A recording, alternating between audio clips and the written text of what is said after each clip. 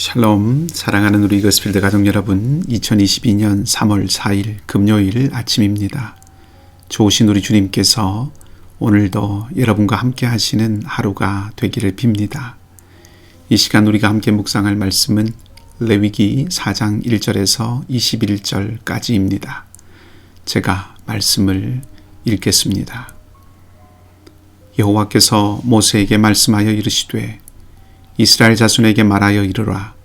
누구든지 여호와의 계명 중 하나라도 그릇 범하였으되 만일 기름 부음을 받은 제사장이 범죄하여 백성의 허물이 되었으면 그가 범한 죄로 말미암아 흠 없는 수송아지로 속죄 제물을 삼아 여호와께 드릴지니 그 수송아지를 회막문 여호와 앞으로 끌어다가 그 수송아지의 머리에 안수하고 그것을 여호와 앞에서 잡을 것이요 기름 부음을 받은 제사장은 그 송아지의 피를 가지고 회막에 들어가서 그 제사장이 손가락에 그 피를 찍어 여호와 앞 곧 성소의 휘장 앞에 7번 뿌릴 것이며 제사장은 또 그 피를 여호와 앞 곧 회막 안 향단 뿔들에 바르고 그 송아지의 피 전부를 회막문 앞 번제단 밑에 쏟을 것이며 또 그 속죄 제물이 된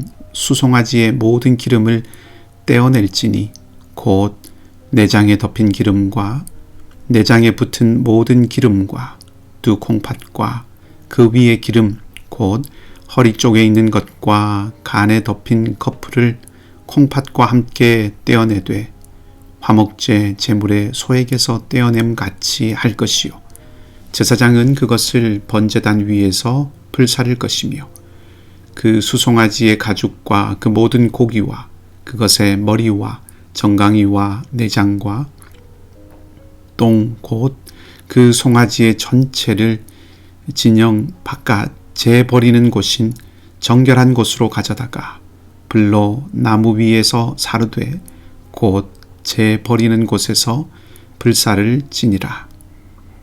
만일 이스라엘 온 회중이 여호와의 계명 중 하나라도 부지 중에 범하여 허물이 있으나 스스로 깨닫지 못하다가 그 범한 죄를 깨달으면 회중은 수송아지를 속죄제로 드릴지니 그것을 회막 앞으로 끌어다가 회중의 장로들이 여호와 앞에서 그 수송아지 머리에 안수하고 그것을 여호와 앞에서 잡을 것이요 기름 부음을 받은 제사장은 그 수송아지의 피를 가지고 회막에 들어가서 그 제사장이 손가락으로 그 피를 찍어 여호와 앞 휘장 앞에 7번 뿌릴 것이며 또 그 피로 회막 안 여호와 앞에 있는 제단 뿔들에 바르고 그 피 전부는 회막 문 앞 번제단 밑에 쏟을 것이며 그것의 기름은 다 떼어 제단 위에서 불사르되 그 송아지를 속죄제의 수송아지에게 한 것 같이 할지며 제사장이 그것을 회중을 위하여 속죄한즉 그들이 사함을 받으리라.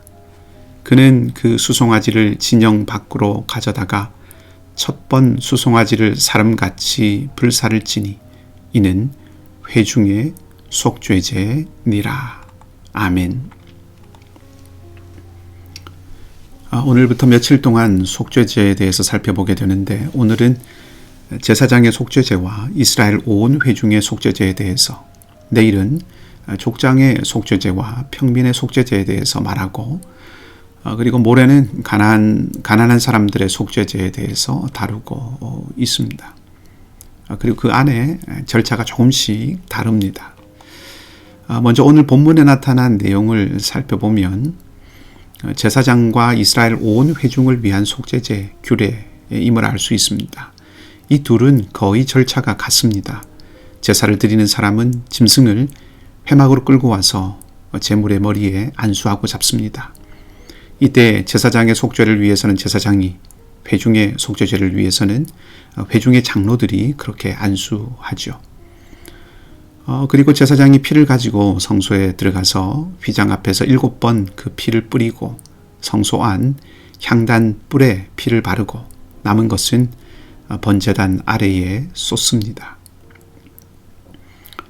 죄물이 되는 고기는 기름과 콩팥과 간 거풀을 제단 위에서 태우게 되고 가죽과 고기와 머리와 정강이, 내장과 배설물과 같은 모든 것들은 모두 진영 바깥 재버리는 곳에서 태웁니다. 이것이 본문의 내용이고요. 조금 생각해 볼 것은 법은 지키는 것을 전제로 만들어지는 것이죠. 그러니 법을 지키지 않는다고 하는 것은 일반적이지 않다는 뜻에서 예외적인 상황이라고 할 수 있는 것입니다. 예를 들어서 빨간색 신호등에서는 길을 건너서는 안 된다는 법이 있다고 하면 이 법을 만들 때 사람들의 생각 속에는 당연히 빨간색 신호등에는 길을 건너지 않을 것이라고 생각하는 것이죠. 그래서 교통법을 만들 때 만약 빨간색 신호등을 건너가는 빨간색 신호등일 때 건너가는 사람이 있다면 그 사람을 어떻게 할 것인가 하는 그런 부분들을 반영을 하게 될 것입니다.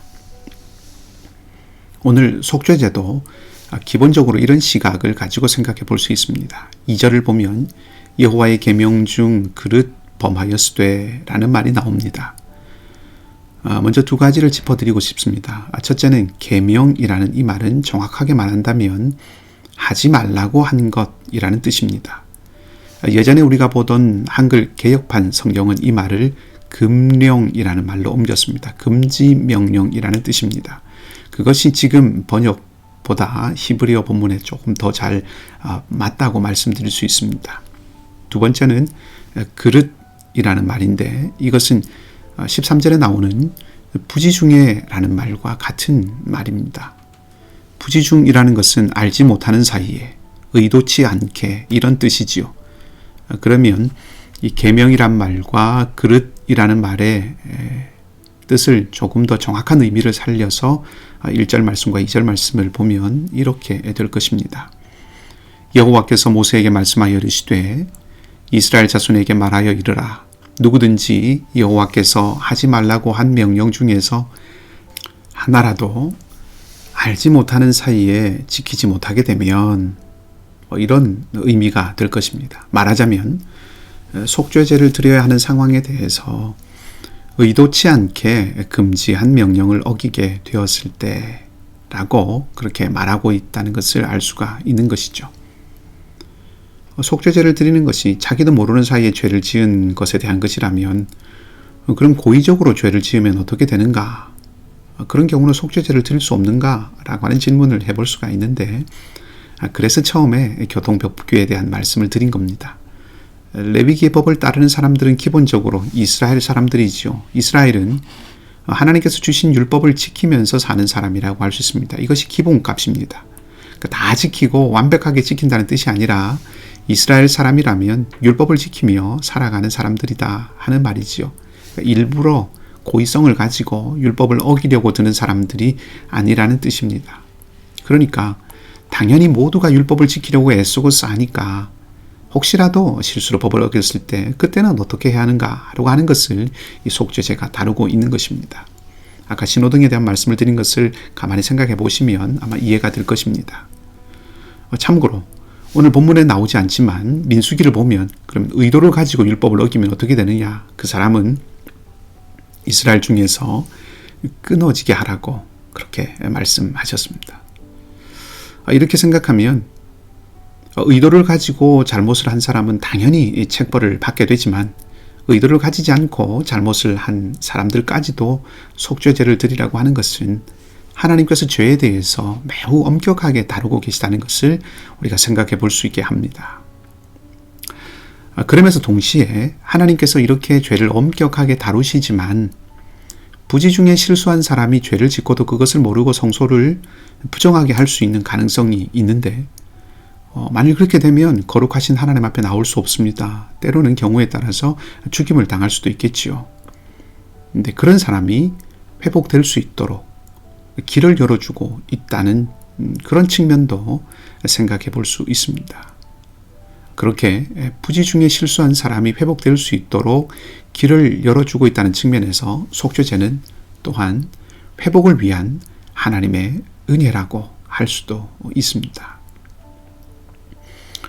또 오늘 본문을 보면 제사장의 속죄제와 회중 전체의 속죄제가 안수를 하는 주체만 다르고 나머지는 같습니다. 비중이 같다는 것이죠. 3절은 제사장이 범죄하면 백성의 허물이 된다고 말하고 있습니다. 이 부분에 대해서는 해석의 차이들이 많이 있기 때문에 그 부분을 다루고 싶지는 않고요. 다만 제가 주목해 보고 싶은 것은 제사장이라는 개인의 죄가 백성이라는 공동체의 상태에 영향을 미친다는 것입니다. 제사장의 영향력이 많고 크다는 것을 이야기할 수도 있겠지만 오늘날 우리 모두가 다 왕 같은 제사장이라고 할 때 이 부분을 영적인 리더십들에게만 단순하게 적용시키는 것보다는 왕 같은 제사장이 된 우리 모두에게 적용할 수 있는 여지가 저는 있다고 생각합니다. 즉 너무 당연한 이야기지만 개인의 죄가 한 사람의 죄가 공동체에 영향을 미친다는 사실입니다. 그러니까 개인과 공동체가 서로 떼려야 뗄 수 없이 긴밀하게 연결되어 있다는 것을 알 수 있습니다. 오늘날 우리가 죄를 지나치게 사적인 영역으로만 생각하는 경향이 있는데 죄를 짓지 않도록 필요한 환경을 만들어주는 공동체의 책임에 대한 부분도 생각을 해보게 합니다. 한 가지만 더 말씀을 드린다면 20절을 보면 속죄제를 드리게 되면 사함을 받게 됩니다. 공동체와 개인이라는 측면을 살펴보면 이 사함은 공식화라고 할 수 있습니다. 잘못을 깨닫고 그것을 인정하고 하나님께 나아와 속죄제를 드리면 그 사람은 사함받고 회복됩니다. 이것을 공식적으로 확인하는 자리가 속죄제를 드리는 자리인 것입니다. 예수님께서 나병 환자를 치유하신 후에 모세가 정한 대로 제물을 드리라고 말씀하시죠. 그리고 예수님은 그들에게 이것이 증거가 되게 하라 그렇게 말씀을 하십니다. 이 병자는 병에서 완전히 나았지만 제사장 앞에서 속죄제를 드리고 확인받고 공식적으로 회복을 인정받게 됩니다. 그런 측면에서 보면 속죄제는 새로운 출발을 위한 공식적인 리셋입니다. 하나님은 누구든지 새롭게 시작할 수 있는 은혜의 기회를 주시는 분이시라는 것을 다시 한번 확인하게 되는 것이죠. 허물과 죄를 고백하고 회개하며 돌이키면 새롭게 하시는 하나님의 은혜가 있습니다. 그리고 이제는 예수님의 십자가와 부활로 우리는 계속해서 속죄제를 드려야 하는 그런 사람이 아닙니다. 이미 새로운 피조물이 되었습니다. 오늘 은혜의 기회로 또 우리에게 하루를 주셨습니다. 우리를 새롭게 하시고 다시 시작할 수 있는 길을 언제든지 열어주시는 그 하나님의 은혜 안에서 살아가는 하루가 되기를 바라고요. 부지 중에 지은 죄도 속죄제를 드리도록 명하시는 하나님, 그 하나님의 거룩하심을 사모하며 하루를 살아가는 우리 모두가 되기를 주님의 이름으로 간절히 축복합니다. 기도하겠습니다. 하나님, 이스라엘이 부지 중에 범한 죄와 허물까지도 깨끗하게 하시기를 원하시는 거룩하신 하나님께서 속죄제의 규례를 통하여 우리로 하여금 은혜의 새로운 기회를 맛볼 수 있게 해주심에 감사를 드립니다.